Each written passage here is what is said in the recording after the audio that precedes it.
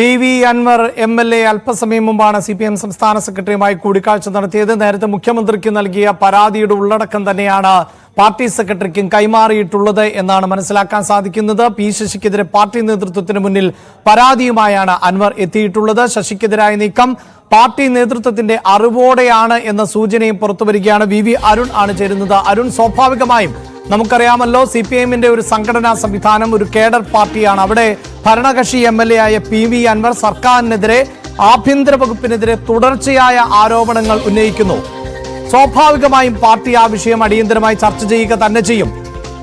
ഇപ്പോഴും പി ശശി തുടരുന്നുണ്ട് എങ്കിൽ, ADGP അജിത് കുമാർ തുടരുന്നുണ്ട് എങ്കിൽ, അത് പാർട്ടിയുടെ അറിവോടുകൂടിയോ അല്ലെങ്കിൽ അത് തിരുത്താൻ പറ്റാത്ത പാർട്ടിയുടെ സാഹചര്യത്തോടു കൂടിയോ ആയിരിക്കും.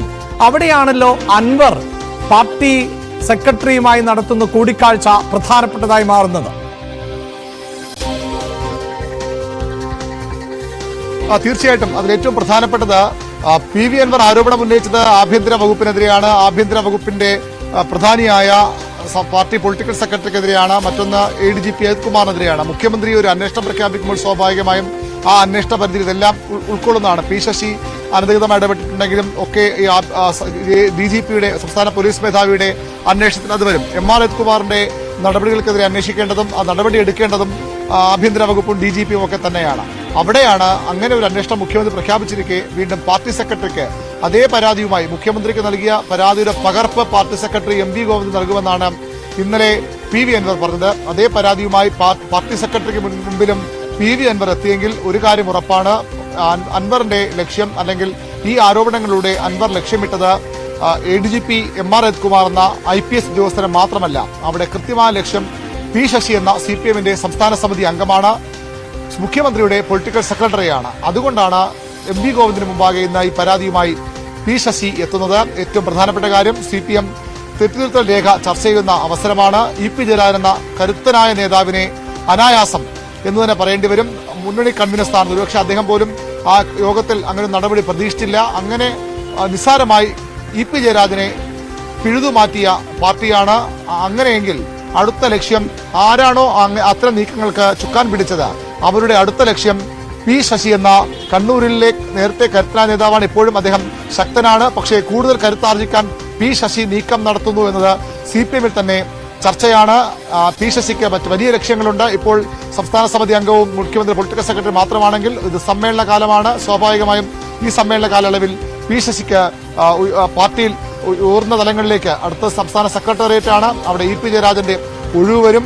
MV ഗോവിന്ദൻ സംസ്ഥാന സെക്രട്ടറിയാണ്. സ്വാഭാവികമായും മുകളിലേക്ക് പി ശശി കടന്നു വരുന്നു. അത് ഇഷ്ടപ്പെടാത്ത അല്ലെങ്കിൽ അത് തടയണമെന്ന നിർബന്ധ ബുദ്ധിയുള്ള ഒരു കൂട്ടം നേതാക്കൾ, അത് ചെറിയ ആളുകളായിരിക്കില്ല, ഒരു പക്ഷേ CPM-ലുണ്ട്. അവരുടെ കൂടി നീക്കത്തിന്റെ ഭാഗമാകാം ഇത്തരത്തിൽ പി ശശിക്കെതിരെ PV അൻവർ മുഖ്യമന്ത്രിക്ക് പിന്നാലെ പാർട്ടി സെക്രട്ടറി കൂടി പരാതിയുമായി എത്തിയത്. ഇത് തീർച്ചയായും CPM-ലെ ഉൾപാർട്ടി രാഷ്ട്രീയത്തിൽ വളരെ നിർണായകമാണ്. മറ്റന്നാൾ CPM-ന്റെ സംസ്ഥാന സെക്രട്ടേറിയറ്റ് യോഗം, എല്ലാ വെള്ളിയാഴ്ചയും ചേരുന്ന യോഗം ചേരും. അങ്ങനെ ചേരുമ്പോൾ നേരത്തെയൊക്കെ മാധ്യമങ്ങളിൽ വന്ന വാർത്തകൾ മാത്രമായിരുന്നു ഈ അൻവർ ഉന്നയിച്ച പരാതിയുമൊക്കെ പാർട്ടിക്ക് മുമ്പിൽ ഉണ്ടായിരുന്നുവെങ്കിൽ ഇപ്പോൾ കൃത്യമായ ഒരു പരാതി പാർട്ടിയുടെ മുന്നണിയുടെ MLA, ഇടത് CPM പിന്തുണ ജയിച്ച MLA പാർട്ടിയുടെ സംസ്ഥാന സെക്രട്ടറിക്ക് ഒരു പരാതി നൽകുകയാണ്. ആ പരാതിയിൽ പാർട്ടിയുടെ സംസ്ഥാന സമിതി അംഗമായ പൊളിറ്റിക്കൽ സെക്രട്ടറിക്കെതിരെ പരാതിയുണ്ട്. തീർച്ചയായും CPM-ന് അത് പരിഗണിക്കാതെ മുന്നോട്ട് പോകാൻ, അതായത് നേരത്തെ സൂചിപ്പിച്ചതുപോലെ ഇതിനു മുമ്പ് ഇത്തരം ആക്ഷേപങ്ങളൊക്കെ മാധ്യമങ്ങളുമായി പങ്കുവെക്കുന്നുവെങ്കിൽ അതിൽ നിന്ന് വ്യത്യസ്തമായി രേഖാമൂലമുള്ള ഒരു പരാതിയാണ് MLA തന്നെ പാർട്ടിക്ക് നൽകുന്നത്. അത് കൃത്യമായി ചർച്ച ചെയ്യപ്പെടുന്ന സാഹചര്യം ഉണ്ടാകും. അവിടെയാണല്ലോ ഈ സൂപ്പർ മുഖ്യമന്ത്രി ചമയുന്നു പി ശശി എന്ന നിലയിലുള്ള വിമർശനങ്ങളും ആരോപണങ്ങളും എതിർപ്പുകളും ഒക്കെ പാർട്ടിയിലെ ഒരു വിഭാഗത്തിനെങ്കിലും ഉണ്ട്. അത്തരം വിഷയങ്ങൾ സജീവ ചർച്ചയാക്കാൻ അൻവറിന്റെ പരാതിയിലൂടെ സാധിക്കും. അതല്ലേ നമുക്ക് മനസ്സിലാക്കേണ്ടത്?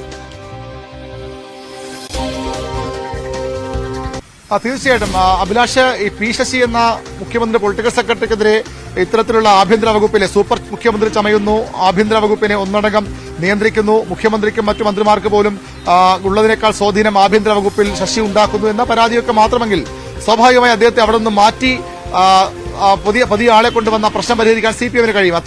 എത്ര കരുത്തിനെങ്കിലും CPM-ന്റെ സംഘടനാ സംവിധാനം അനുസരിച്ച് വളരെ എളുപ്പം ആ സ്ഥാനം നീക്കാൻ കഴിയും. പക്ഷേ അത് മാത്രമാകില്ല ഈ നീക്കത്തിന്റെ ലക്ഷ്യമെന്ന് വേണം മനസ്സിലാക്കാൻ. ഈ സമ്മേളന കാലയളവിൽ സമ്മേളന കാലത്ത് അത്തരമൊരു നീക്കം വരുന്നെങ്കിൽ സ്വാഭാവികമായി അതിനപ്പുറത്തേക്ക് ചില ലക്ഷ്യങ്ങൾ കൂടി ഈ നീക്കം നടത്തുന്നവർക്ക് ഉണ്ട്. പി ശശി ഇപ്പോൾ തന്നെ കരുത്തനാണ്, മുഖ്യമന്ത്രി വിശ്വസ്തനാണ്. അദ്ദേഹത്തിന് സ്വാഭാവികമായും CPM-ൽ പ്രായമടക്കമുള്ള ആനുകൂല്യങ്ങളുണ്ട്. ഭാവിയിൽ കണ്ണൂരിൽ നിന്നുള്ള പ്രധാന നേതാവായി മാറി വരാനുള്ള എല്ലാ സാധ്യതയുമുണ്ട്. അവിടെയാണ് കടക്കിലെ കത്തിവെക്കുന്നത് പാർട്ടി നേതൃത്വം, അല്ലെങ്കിൽ ശശി അങ്ങനെ വരരുത് ആഗ്രഹിക്കുന്നവർ. അതായി കൂടി ഇതിനെ കാണണം. ശശിക്കെതിരെ ഒരു നടപടി ഉണ്ടാകുമെന്നത് ഈ ഒരു സാഹചര്യത്തിൽ സ്വാഭാവികമാണ്. പക്ഷേ ഇന്നോ നാളെയോ നടപടി ഉണ്ടാകുമെന്നല്ല. പാർട്ടി സമ്മേളനങ്ങളിലെ പ്രധാനപ്പെട്ട ചർച്ചാ വിഷയമായി ഈ കാര്യമാണ് ഇനി മാറാൻ പോകുന്നത്. അൻവർ ഉയർത്തിവിട്ട ആരോപണമാണ്. പ്രതിപക്ഷത്തിന് മാത്രം ചർച്ച ചെയ്യാൻ വേണ്ടി വന്ന ഒരു ആരോപണമെന്ന് കരുതാനാകില്ല. പകരം പാർട്ടി സമ്മേളനങ്ങളിൽ എന്ത് ചർച്ച ചെയ്യണം, പാർട്ടി സമ്മേളനങ്ങളിൽ എന്താകണം ചർച്ച ചെയ്യേണ്ടത്. തെറ്റുതിരുത്ത നടപടികൾ പുരോഗമിക്കുകയാണ്. അവിടെ മുഖ്യമന്ത്രി ചില മാറ്റങ്ങളൊക്കെ വരുത്തി തിരുത്തുന്ന സൂചന നൽകി. എന്നാൽ അതുകൊണ്ട് മാത്രം തീരില്ല. ഇനിയും തിരുത്തേണ്ടതുണ്ട്, ഇനിയും മാറേണ്ടതുണ്ട്. അത് കൃത്യമായി ഒരു സന്ദേശമായി മാറുകയാണ്. CPM-ന്റെ ബ്രാഞ്ച് സമ്മേളനങ്ങളിലടക്കം ഈ വിഷയം ചർച്ച വരും. ഈ മാസം അടുത്ത മാസവുമായി ലോക്കൽ സമ്മേളനങ്ങൾ പൂർത്തിയാക്കും. അവിടെ തന്നെ പ്രധാനപ്പെട്ട ചർച്ചാ വിഷയമായി ഇപ്പോൾ PV അൻവർ തുറന്നുവിട്ട ഈ ആരോപണ പരമ്പര സ്വാഭാവികമായി മാറും. തീർച്ചയായും അരുൺ, അവിടെയാണല്ലോ ഈ PV അൻവറിന്റെ വാക്കുകൾ വളരെ പ്രധാനപ്പെട്ടതായി മാറുന്നത്. PV അൻവർ സൂചിപ്പിച്ച ചില പ്രയോഗങ്ങളുണ്ട്. അതിലൊന്ന് ലക്ഷക്കണക്കിന് പാർട്ടി പ്രവർത്തകർ ആഗ്രഹിക്കുന്ന മാറ്റം. 2 വിപ്ലവം അത് കുടിലിൽ നിന്നോ കൊട്ടാരത്തിൽ നിന്നോ ആരംഭിക്കുന്നു, അത് നമുക്കപ്പോൾ അറിയാം എന്ന് പറയുന്നു. മറ്റൊന്ന് മുഖ്യമന്ത്രിയുമായി ബന്ധപ്പെട്ടാണ്. മുഖ്യമന്ത്രിയെ നിശ്ചയിക്കുന്നത് അങ്ങനെ മുഖ്യമന്ത്രി വീട്ടിൽ നിന്ന് വന്ന് മുഖ്യമന്ത്രി ആകുന്നതല്ല, പാർട്ടിയാണ്. അപ്പോൾ കൃത്യമായി ഒരു കേഡർ സംവിധാനത്തിൽ ഒരു പാർട്ടി നേതാവ് എങ്ങനെ സംസാരിക്കണമോ അതേ ഭാഷയിൽ തന്നെയാണ് ഇന്ന് PV അൻവർ സംസാരിക്കുകയും ചെയ്തത്. ഈ ആരോപണങ്ങളെല്ലാം ഉയരുമ്പോഴും P ശശിയെയും ADGP അജിത് കുമാറിനെയും മുഖ്യമന്ത്രി കൃത്യമായി സംരക്ഷിക്കുന്നു എന്ന് വേണമല്ലോ നമുക്ക് മനസ്സിലാക്കാൻ. കാരണം കഴിഞ്ഞ ദിവസങ്ങളിലടക്കം മണിക്കൂറുകൾ നീണ്ട ചർച്ചകൾക്കൊടുവിൽ തന്നെയാണ് ക്രമസമാധാന ചുമതലയിൽ അദ്ദേഹം തുടരട്ടെ, അജിത് കുമാർ തുടരട്ടെ എന്ന തീരുമാനമുണ്ടാകുന്നത്. കീഴുദ്യോഗസ്ഥരെ ഉൾപ്പെടുത്തിക്കൊണ്ട് ഒരു പ്രഹസനം എന്ന മട്ടിലേക്ക് ഒരു അന്വേഷണ സംഘത്തെ നിയമിക്കുന്നത്. P ശശിയുടെ കാര്യത്തിൽ മാറ്റമൊന്നുമില്ല. അപ്പോൾ പാർട്ടിയിൽ നിന്ന് ഒരു തിരുത്തുണ്ടാകേണ്ടതുണ്ട്. ആ തിരുത്ത് ഉണ്ടാകും. അങ്ങനെ കുറേയധികം ആളുകളെങ്കിലും നേതാക്കളെങ്കിലും പ്രതീക്ഷിക്കുന്നു. ആ പ്രതീക്ഷിക്കുന്നവരുടെ പ്രതിനിധിയായി അൻവർ മാറിയിരിക്കുന്നു എന്നല്ലേ നമുക്ക് മനസ്സിലാക്കേണ്ടത്. അഭിലാഷ്, 2 കാര്യങ്ങൾ. ഒന്ന്, അൻവർ ലക്ഷ്യമിട്ടത് MR അജിത്കുമാർ എന്ന ഒരു IPS ഉദ്യോഗസ്ഥനെ മാത്രമെന്ന് കരുതാനാകില്ല. അവിടം വരെ ആകില്ല അൻവറിന്റെ ലക്ഷ്യം. അത് P ശശിയാണ്. മുഖ്യമന്ത്രി സംരക്ഷിക്കുന്നതും MR അജിത്കുമാർ എന്ന IPS ഉദ്യോഗസ്ഥനെ മാത്രമല്ല, ആ സംരക്ഷണവും P ശശിക്ക് വേണ്ടിയാണെന്ന് പറയേണ്ടി വരും. കാരണം സ്വാഭാവികമായും ഈ ഒരു ആരോപണം ഉയർന്നു വരുമ്പോൾ P ശശിക്കെതിരെ നടപടിയെടുക്കാതെ MR അജിത്കുമാറിനെതിരെ മാത്രം നടപടിയെടുത്താൽ എന്തുകൊണ്ട് അവിടെ ആ നടപടി ഉണ്ടായില്ല എന്ന ചോദ്യം വരും. അതുകൊണ്ടാണ് മുഖ്യമന്ത്രി അജിത് കുമാറിന്റെ പേര് പറഞ്ഞുകൊണ്ട് ഒരു സംരക്ഷണ കവചം P ശശിക്ക് കൂടി തീർക്കുന്നത്. ഒരേ കുറ്റം ചെയ്ത അല്ലെങ്കിൽ ഒരേ ആരോപണം നേരിടുന്ന 2 പേർ അതിൽ ഒരാളെ സംരക്ഷിക്കുകയും ഒരാളെ മാറ്റി നിർത്തുകയും ചെയ്താൽ അത് സ്വാഭാവികമായി വലിയ ചർച്ചകൾക്ക് വഴിവെക്കും. അതുകൊണ്ടാണ് അന്വേഷണം പൂർത്തിയാകട്ടെ. സ്വാഭാവികമായും സംസ്ഥാന പോലീസ് മേധാവി നേതൃത്വം നൽകുന്ന അന്വേഷണം നടക്കുകയാണ്. ആ അന്വേഷണത്തിൽ അഭിലാഷ് സൂചിപ്പിച്ച പോലെ പോലീസ് മേധാവി കഴിഞ്ഞാൽ പിന്നീടുള്ളതെല്ലാം MR അജിത്കുമാറിനെ സല്യൂട്ട് ചെയ്യേണ്ട അദ്ദേഹത്തിന്റെ കീഴുദ്യോഗസ്ഥരാണെന്നത് വസ്തുതയാണ്. എങ്കിലും അത്തരത്തിലൊരു അന്വേഷണം നടക്കുന്നുണ്ട്. അത് പൂർത്തിയാകുന്നവരെ കാത്തിരിക്കാമെന്ന് മുഖ്യമന്ത്രി പറയുമ്പോൾ അത് ശശിക്ക് കൂടി ഒരു സാവകാശം, ഒരു സംരക്ഷണം നൽകലാണ്. അത് MR അജിത്കുമാറിനെ മാത്രമായി ഒതുക്കി കാണാൻ നമുക്ക് കഴിയില്ല. അവിടെയാണ് അൻവറിന്റെ നീക്കവും MR അജിത്കുമാർ എന്ന ഒരു തന്റെ ഒരു യൂട്യൂബർക്കെതിരെയുള്ള ഒരു യൂട്യൂബ് ചാനൽ മുതലാളിക്കെതിരെയുള്ള തന്റെ പരാതിയിൽ കൃത്യമായി നടപടിയെടുക്കാത്ത, അല്ലെങ്കിൽ അയാൾക്ക് വേണ്ടി രഹസ്യങ്ങൾ ചോദ്യം കൊടുത്ത ഒരു IPS ഉദ്യോഗസ്ഥനെതിരെ മാത്രമുള്ള നീക്കമല്ല. അവിടെ ലക്ഷ്യം P ശശിയാണ്. P ശശിയിലൂടെ അൻവർ ലക്ഷ്യമിടുന്നത് എന്താണ്, അല്ലെങ്കിൽ അവിടെയാണ് അൻവറിന് പിന്നിൽ ആരെന്ന ചോദ്യം പ്രധാനമായി ഉയർന്നു വരുന്നത്. പാർട്ടി സെക്രട്ടറി കാണുന്നത് സ്വാഭാവികമായും പാർട്ടിയുടെ കൂടി അറിവോടുകൂടിയാണ്, അല്ലെങ്കിൽ പാർട്ടിയിലെ ഒരു വിഭാഗത്തിന്റെയെങ്കിലും അറിവോടുകൂടിയാണ് PV അൻവറിന്റെ നീക്കങ്ങൾ എന്ന വ്യാഖ്യാനങ്ങൾക്ക്, എന്ന ആരോപണങ്ങൾക്ക് ബലം പകരുന്നതാണ് ഇന്നത്തെ അൻവറിന്റെ നീക്കം.